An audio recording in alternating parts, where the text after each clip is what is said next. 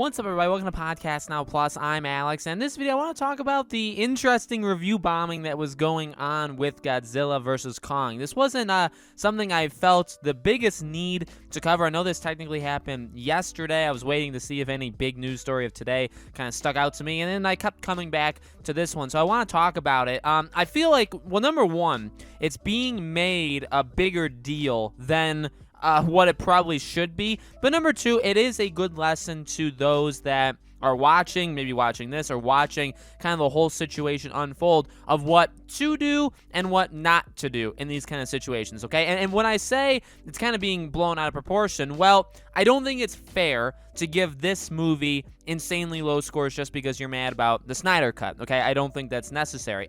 But when you actually look at, and this is taking it from Screen Rant, there were 44 one-star reviews of the film, and 33 of the reviews cited Warner Bros. Refusal to continue Zack Snyder's version of the DCEU as the reason for the negative reviews.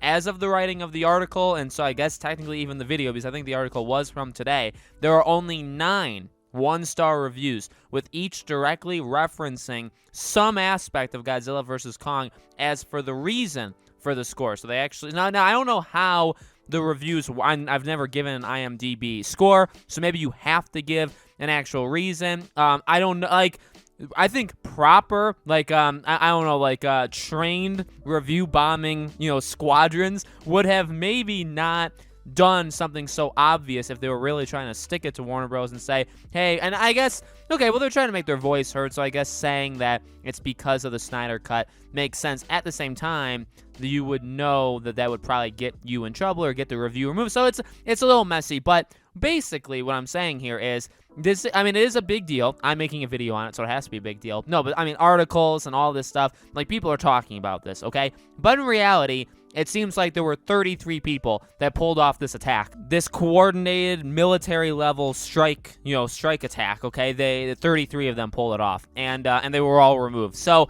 this is not people when they did it for like Star Wars or what I'm sure. And I'm there's been so many review bombings, and you know what?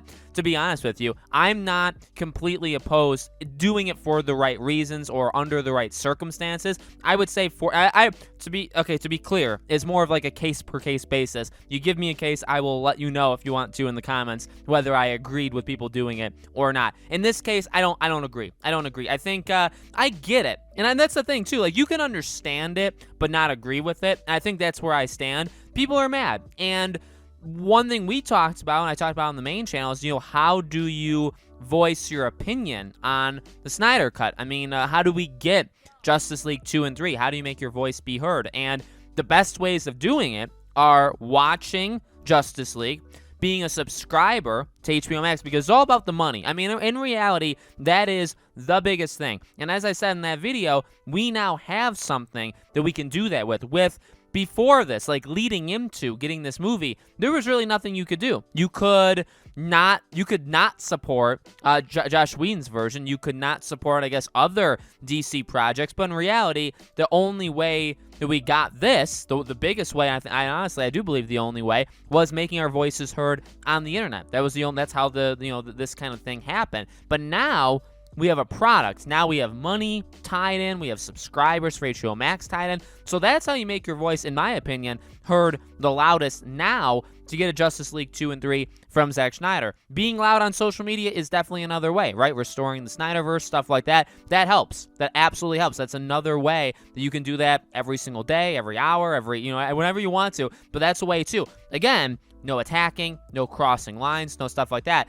And the thing that's so weird here is, like, okay, I get it. It's it's also releasing on HBO Max. I get it. It's another Warner Bros. Product, but it's like it's not the DC universe. You know what I mean? So, like, it'd be like if this which I would imagine it's possible this happens again for Mortal Kombat. Like, will it happen for Mortal Kombat? It'll get review bombed because, like, at the end of the day, yeah, you can be mad, and I have no problem with people. Like, I've said that. I know that could be like a controversial thing. You can be as mad as you want. I'm not going to stop you. I'm not going to tell you not to be mad. What I will say is don't break any laws, stay in your lane, stuff like that.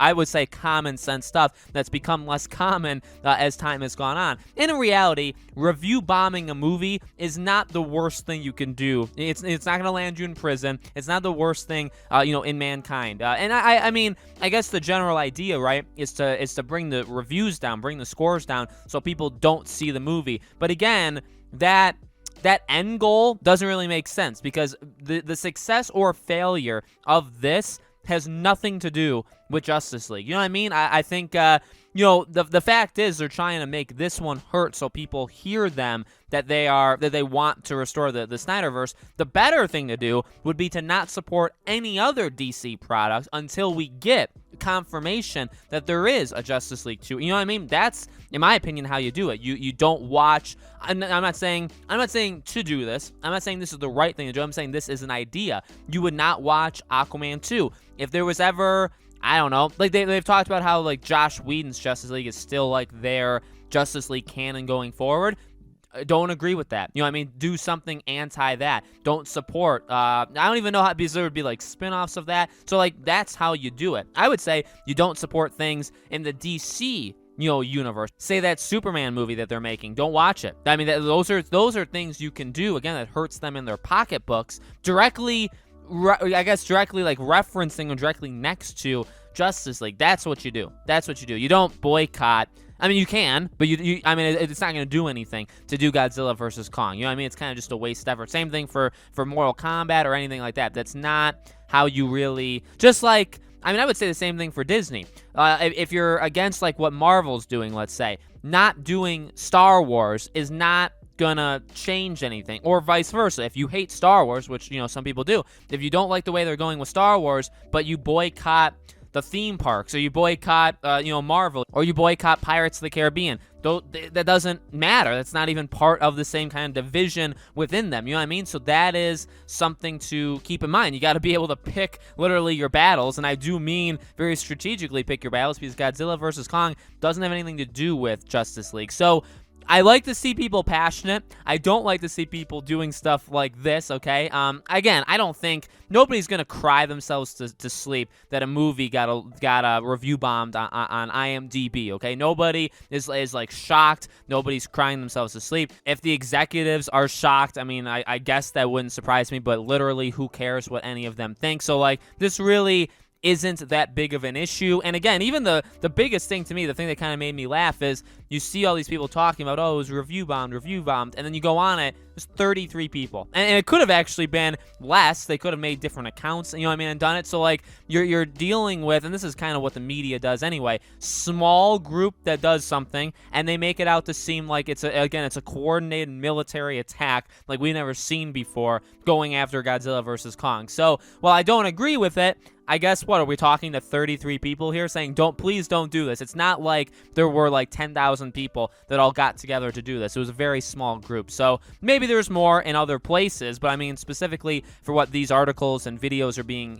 produced on, it's a very small thing. But of course, that's what the media does, is they make a small thing a big thing. So let me know, guys, in the comments below, what do you think? Do you think this is a big deal? How would you kind of go about, sending a message to them about, the Justice League 2 and 3? Let me know. As always, make sure you guys are subscribed, bell icon turn on. We're getting so close to 3,000 subscribers over here. We can do it. Maybe I should start asking for subscribers in the beginning of the video, and maybe I will starting tomorrow. But if you guys haven't subscribed already, please do. Thank you all so much for watching, and I'll see you all on the next video.